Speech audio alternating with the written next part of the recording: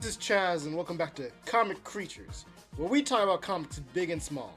Today, I went to my book club with Webcomics and brought out a selection of comics to show you guys. Because if you remember, a lot of the purpose behind this channel is to get people to read comics. Right now, indie comics are kind of having a rough time being seen.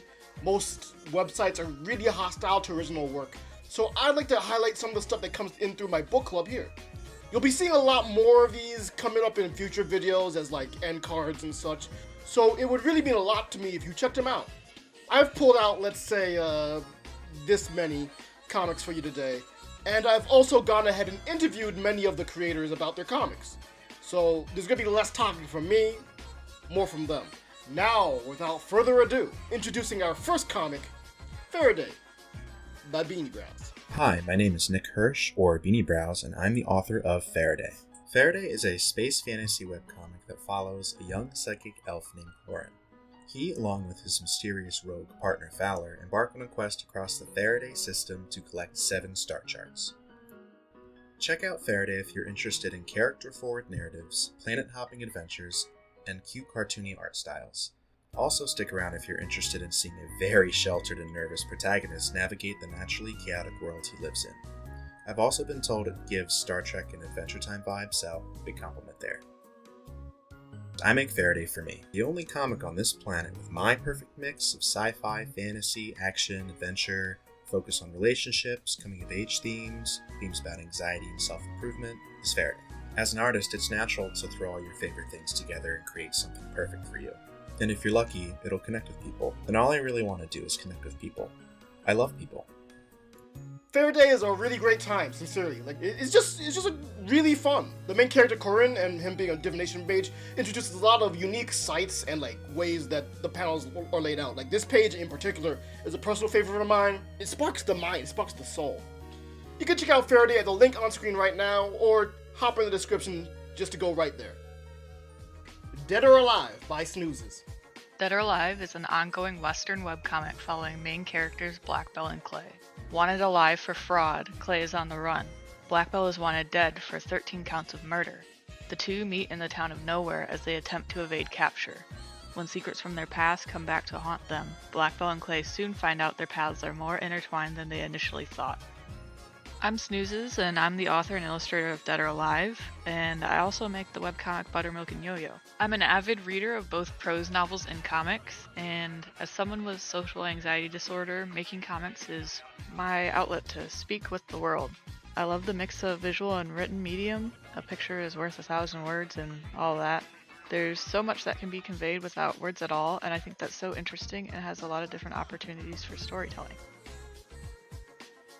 So the biggest thing about Dead or Alive that I really do want to point out is kind of just Black Bell in general. Like this character here, if you're into cowboy stuff, super.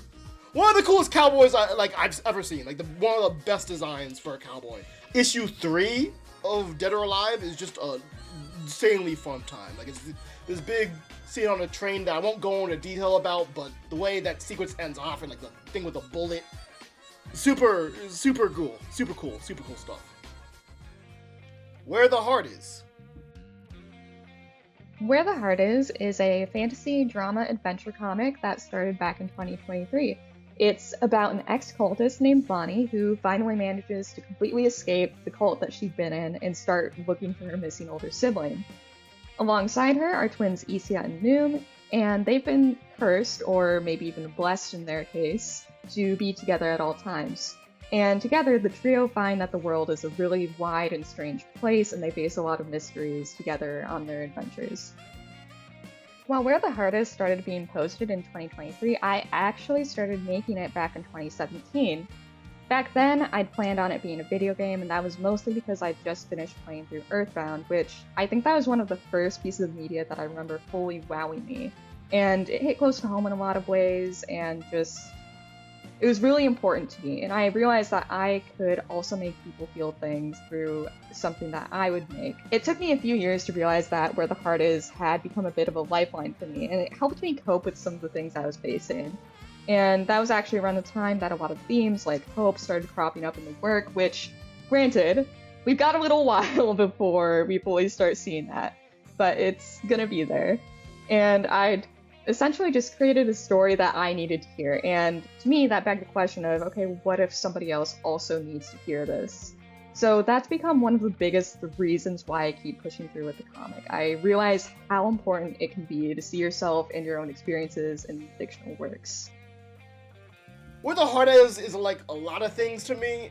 It comes from a genre that's really near and dear to my heart, which is urban fantasy. I love that stuff. Every chapter introduces this new character design or concept that's like, whoa, that's weird, that's cool, that's interesting. Check out this guy.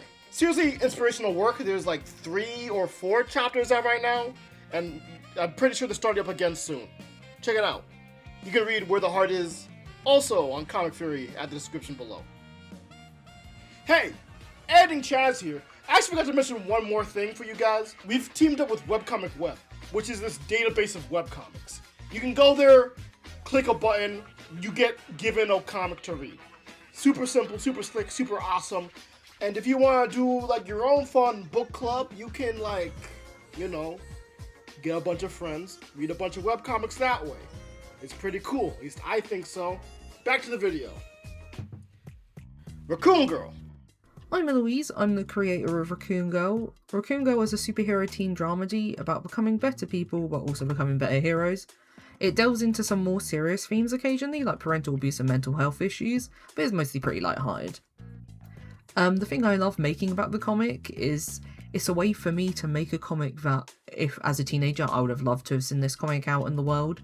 And one of my favourite parts of making it is just being able to bring all these characters to life and have them interact in fun, interesting ways, as I love strong character bonds in media. So Raccoon Girl is, if I had to honestly just like shoot it to you in a few words, say, hey, if you like Teen Titans, you should be reading Raccoon Girl. Full stop. Raccoon Girl is everything I really enjoyed about that Teen Titans cartoon. It's fun and creative and really wacky, and like the main character, Rachel, is such a delight to be around, and just like the way that she causes problems. She goes places. She's fun. She's great. Kind of a mess. Bless this mess. Next book, aka All Known Alternatives. All Known Alternatives is an urban fantasy comic about parallel worlds. The main character, Akane, is on a quest to collect 42 keys to other worlds. Collecting those is her only way of getting home. But as luck would have it, she gets stuck in an unknown world, and then twins, Ari and Ben, who are just about to start university, are her only hope of getting back. Safe to say, one of them is more enthusiastic to help than the other. We also get a glimpse of a story of another world, following a trio of magic users, Yana, Leon, and Berto. The story mixes a fair number of genres. There's fantasy, slice of life, and mystery. From the start, we follow 2 timelines of events. The connection between the 2 slowly unfolds as the story goes on. This comic has it all. Magic systems, space-defying swords, and of course, the power of friendship. If you could go to other worlds, where do you actually belong? If you read my comic, you can quickly notice that color is its own character. Magic users judge each other's power levels based on their eye color, but it's more than that. I use a limited color palette, giving each alternative world a distinct look. Hi, I'm Kayotko, the author of All Known Alternatives. All Known Alternatives started in 2021, but I've been working on the characters on and off for much longer. I love telling stories, and comics are a perfect medium. You can do a whole lot, even if you're just a one-person team like me. Ultimately, I just want to share the story that's been pickling in my head for all of this time. I hope you enjoyed too. So the thing about All Known Alternatives that probably sticks out to me the most would probably have to be, well, honestly, aside from the way the story looks, like the book is, quite frankly, really beautiful, and it covers a lot of vibes and color palettes, especially between the different worlds. It's cozy. It's cozy. It is really cozy. I recommend it. If you like slow burn stuff with a bit of a bite, and you can also read that at the link and the description below. Hey, okay, that was 5 different comics I pulled off of the wheel of webcomics. I would like to make this a routine thing because the book club does read 2 different webcomics every month, and we talk about them as a group. And I think it would be pretty cool to then come on here onto the channel and tell you about them. I want to introduce a vibe of discovery to you. Give us some support. And if you like this channel in general, you can support me by hitting the subscribe button right there, or otherwise, giving us a donation or subscription on Patreon or Ko-fi. Doing that will help me not only make more videos more frequently, but also go towards funding my comic, One Time Taxes. Next time, we're probably going to be reading something a bit more popular. I'm not sure yet. See you next time.